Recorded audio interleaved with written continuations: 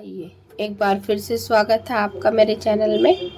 आइए जानते हैं कि एकादशी व्रत का पारण कैसे करना चाहिए, इस व्रत का महत्व और पूजा विधि क्या है। एकादशी व्रत का धार्मिक महत्व यह है कि भगवान श्री कृष्ण के अनुसार यह व्रत समस्त पापों का नाश करने वाला है, मोह के बंधन से मुक्त करने वाला है, मोक्ष प्रदान करने वाला है और मानसिक शांति और धन सुख भी देता है। अब पूजा की विधि जानते हैं। दशमी के दिन से ही यह व्रत शुरू हो जाता है।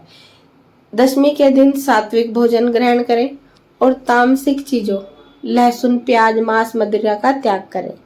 फिर एकादशी के दिन ब्रह्म मुहूर्त में उठकर स्नान करें, स्वच्छ वस्त्र पहने और भगवान विष्णु और माता लक्ष्मी की पूजा करें। पूरे दिन भर उपवास रखें यानी व्रत रखें। भगवान के नाम का जाप करें, जैसे कि ओम नमो भगवते वासुदेवाय। कथा सुने, संभव हो तो रात्रि का जागरण भी करें। फिर द्वादशी यानी कि अगले दिन विधि पूर्वक व्रत का पालन करें और ब्राह्मणों को दान दक्षिणा आदि दें। और फिर एकादशी व्रत को करने के नियम हैं। उसी तरीके से एकादशी व्रत का पारण यानी कि व्रत को खोलने के भी बहुत से नियम हैं। इसे नियम से किया जाता है। सही तरीके से पारण करने से व्रत का पूरा फल मिलता है। यह आसान तरीके से इसे समझिए। एकादशी व्रत का पारण कैसे करें? पारण का सही समय। पारण हमेशा द्वादशी तिथि में किया जाता है, यानी कि अगले दिन सूर्योदय के बाद हरिवासर यानी कि हरिवासर समाप्त होने के बाद ही पारण करें।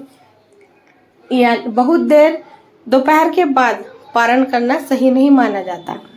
अब सुबह की तैयारी कैसे करें? सुबह जल्दी उठकर स्नान करें, हो सके तो ब्रह्म मुहूर्त में स्नान करें, भगवान विष्णु की पूजा करें, व्रत रखने का संकल्प याद करके भगवान को धन्यवाद करें। अब क्या खाएं? पारण की शुरुआत तुलसी जल या सादे पानी से करें।